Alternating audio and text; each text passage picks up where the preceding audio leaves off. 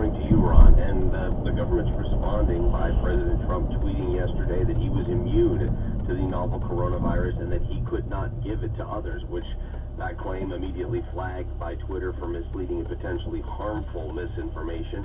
Again, offering that up with absolutely no proof that he is immune or that he cannot give his coronavirus to somebody else. We haven't even heard the last time the White House said the president has had a negative test result. So there is a clear-cut indication that he is still, as most people who have caught coronavirus, in some situation, somebody who could pass this disease along to somebody else. And with that, the daily rise in coronavirus cases set new records, 6 of them on Friday alone, and data tracked by the Washington Post shows a 7-day rolling average for new cases peaking in 13 different states, including Alaska, Colorado, Indiana, Minnesota, Montana, Nebraska, New Mexico, North Dakota, Ohio, Oklahoma, Oregon, South Dakota, and Wisconsin. So while there's a great deal of the upper Midwest that's kind of in the target, if you will, of coronavirus, there are some states outside of that area that are also seeing growing numbers.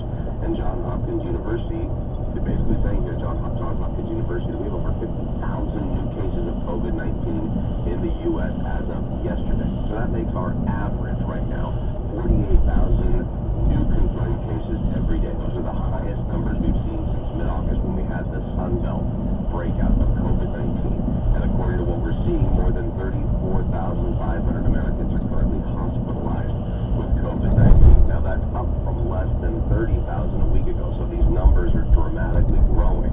The concern here is that we're going to see the hospitalizations, as we've seen in this pattern before, infection, hospitalization, and then the death number rises. Right now, we're at 700 new deaths being reported every day, which is down from August, but there's a belief that we're going to see those start to pick up now that we're seeing the numbers in hospitalizations pick up here as well, and that this is going to be another version of the breakout that we saw in the summertime.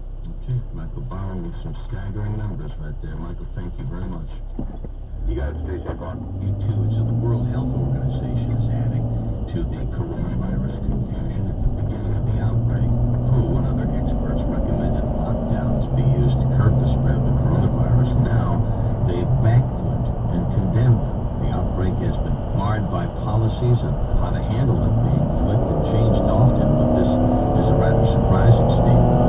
Dr. David Navarro from the WHO took the step yesterday of addressing world leaders by saying lockdowns just have one consequence that you must never ever belittle, and that's making poor people an awful lot poorer. They focused on the mental and the economic health of people, saying lockdowns should be used to gather resources, give health workers a break, and reorganize only. Navarro's message is now in step with a number of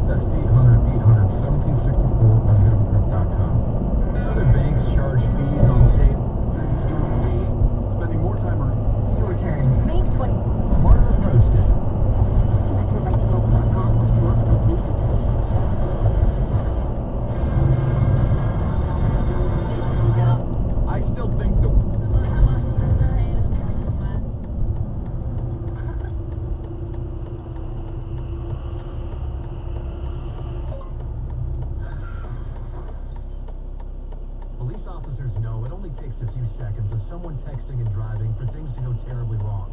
That's why officers are increasing enforcement of texting and driving laws. So put your phone down when driving, or be prepared for the consequences. You drive, you text, you pay. Paid for by NHTSA. And now a game of commercial chicken, brought to you by Progressive, where we see how long folks can go without talking about it.